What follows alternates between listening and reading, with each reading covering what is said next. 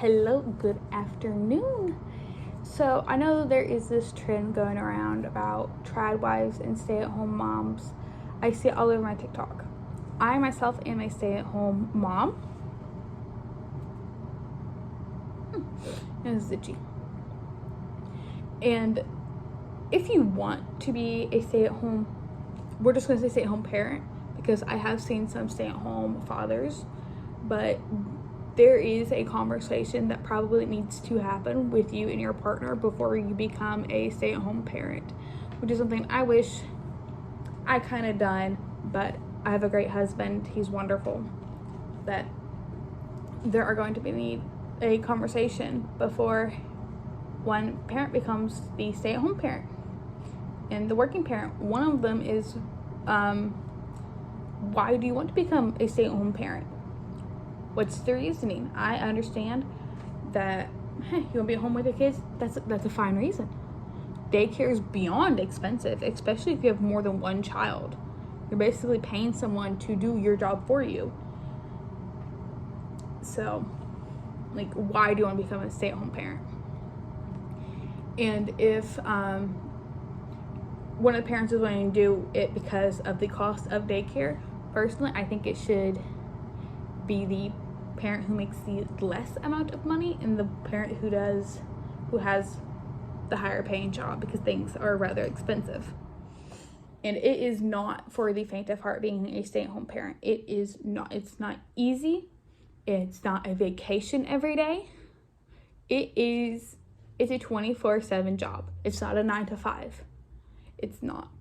Now, to the working parent, when you get home, your job is to be the stay-at-home parent's helper. That's just how it is. Like, I get everyone wants to chill and relax. Well, so does the stay-at-home parent, because they don't get to do that. At least they don't get to do it very often. Like, they are using the bathroom and their kids are coming in there like, let's play, let me sit on your lap. It's not for the faint of heart by any means. And now, if, example, said husband wants their wife or future wife to be a stay-at-home parent, that is a conversation you need to have before marriage, before that happens, because you have to think about what your partner wants. Do they want to continue working? Do they have no desire to be a stay-at-home parent? Because some people don't, because it's not, like I sound like a broken record, but it's not for the faint of heart. It's not an easy task. But I've made some key points about the conversations you should probably have with your partner before becoming a stay-at-home parent.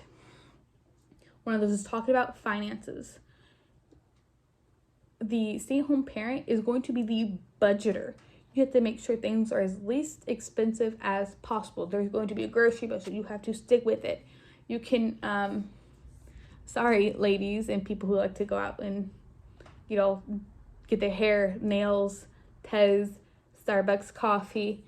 That's not really going to be happening anymore. I mean, you can probably choose one of those things to keep doing, said hair, because some people, I mean, it's not very easy to cut and dye your own hair. I can't speak for that because I love doing my own hair. But it's also not easy doing your own nails, but it's possible. But going out and getting those $6 coffees is not going to be a thing anymore. You can easily just buy a coffee machine that does hot and cold. I have one. It's great. But finance is going to be a big thing. And that goes for other things too, like going out to the gun range and spending $300 to $600 is not going to be a thing anymore. Because which is honestly a little crazy to me, but you can do those things every so often, just not as much anymore. Going out to the bar and drinking, having a $200 tab at the end of it, that's not going to happen anymore. Even if when you have children, that's not going to happen. Even if neither one of you decide to be a stay-at-home parent and both working parents, that's not going to be a thing anymore. But you should also talk about how many kids, if you were to have kids, or if you have like 1 or 2 kids, if you want to have more or not. You're going to talk about that too, which is a very important thing in a relationship. Like I said, coming up with a budget with everything. Now, working partners, you're going to have to give or allow your spouse to have money access, because you never know really what's going to happen. Of course, there is an emergency funds for emergencies like a blown out tire, things like that. But people need day-to-day things sometimes, like everyday things, I should say, like getting socks. Shoes are broken, got to get new shoes. Bodies change, you need new clothes. I do know in the 60s and everything, they used to give their wives a weekly allowance. You could do that, or depending on how much you trust, which you should 100% trust your spouse with money access. If you do not trust your spouse with any type of money access, you should not be getting married. You shouldn't, because that's just going to cause all kinds of problems down the road. If you are in the situation before you have kids, I do recommend getting married, because that gives the stay-at-home parent some sort of safety net. And also, which hopefully something like this never happens to somebody, but you are going to have to talk about what happens if the working partner passes away or gets hurt, because you have a stay-at-home partner with no actual money, no income. You have to figure out what will happen. Typically you make them, I don't remember what it's called, but you put them on your life insurance policy. They get all that. That can help someone get on their feet for 1 or 2 months until they find a regular job, get the kids in the daycare and things like that. One thing you're also going to have to talk about is being a stay-at-home parent temporary until kids are in regular public school, if you choose to have your kids in public school, or not. Like, will the spouse be going back to work once they're in school or not? So it's something to talk about. But yeah, like, there needs to be some agreement. Both people are going to have to agree. And I think those are roughly all the conversations that a couple should have about becoming a stay-at-home parent. Now, I want to talk about a little bit of the trad wife situation. Now, I am non-religious. I'm this crazy witchy person. Me being a stay-at-home wife has nothing to do with religion by any means. And I'm seeing a lot of that on TikTok, of them being wives submitting to their husbands and all that.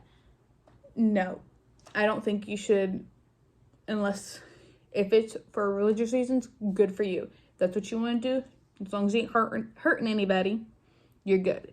But I also want to now talk about the job of a stay-at-home parent, because I do think the working parent needs to understand what their what the stay-at-home parent does every day. I mean, obviously the stay-at-home parent knows what it's like to work, because hopefully they've worked a bit in their life.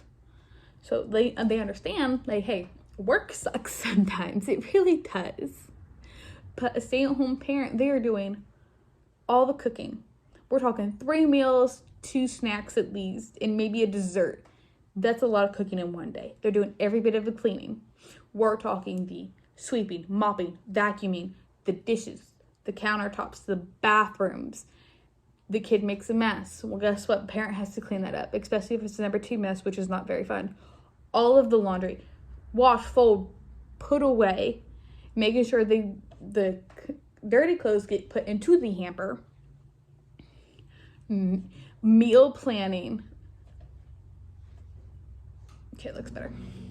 The meal planning. I have a meal planning book that I got off Amazon. I don't know if it's linked in any of my Amazon storefronts, but I'm about to make a little thing.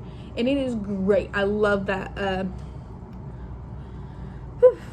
meal planner. And it also has a grocery shopping list. I absolutely love it. It's the best thing. I think I paid $6 for it. And it's a little thick book like this. Maybe a little bit thicker. And I can do all the meal planning, include snacks. It is awesome. But you're also going to be an activity plan. You have to do something to occupy your kids' time. Putting them in front of the screen, give them a couple toys, that's not it. You gotta like interact and take them to the parks, plan play dates. You're also going to be an activity planner. You have to plan things around birthday parties, other kids' birthday parties, getting the kids out into the neighborhood, scheduling play dates, you know. But the working parent, your job is to be your stay-at-home parent's helper, and going to work and making sure that there's enough money in the account for all the bills. Because some people who are doing this, they're on a low income budget because daycare prices are not an option. When I was living in Columbus, the daycare per child for 2 days was roughly $600, and I had to provide food, diapers, and wipes. Ridiculous. I think for like a whole week for 5 days was like $700-800, and it's ridiculous. It really is. I mean, I was looking at it like, even if I did work, we wouldn't be able to afford rent, and we were living in an apartment. If you have a house, if you own your own home, I think that's way easier. And like, if the mortgage would be paid off, obviously. But that's like, it's like goals right there. That's like the plan. That's the goal. But yeah, sometimes it is what it is. But when it comes to both the parents' jobs, what are you equal to is the kids and housework. When you come home, yeah, go to the bathroom. Don't spend 30 minutes in the bathroom scrolling on your phone. That's just past ridiculous, because your wife or stay-at-home partner needs a break. They need like a 20-minute wind down themselves, you know. And honestly, because I know my husband, he needs like, well, what's my daily task? And I think giving the working partner like 2 to 3 small things to do, like, hey, your job is to take out the trash. And I can't believe it has to be said, but I know it does need to be said. But it's not your stay-at-home partner's job to pick up after yourself. You flush your own toilet, you pick up your own clothes, you put your own dishes in the sink, and you rinse them off. Like, that should be a given. That even shouldn't be you shouldn't have to be told or anything. But I honestly hope that helps some people who are trying to figure out if they want to be a stay-at-home parent or if they want their partner to be a stay-at-home parent. Hopefully you guys can figure it out, and hopefully this video helps. I'm going to continue this series because I have a list written down. Next, we're going to talk about learning how to properly budget and how to basically get the budget down month to month, and things that you can do, things you can get that can help. So that's going to be really fun, I think. But I really hope this video helps you guys. Until next time.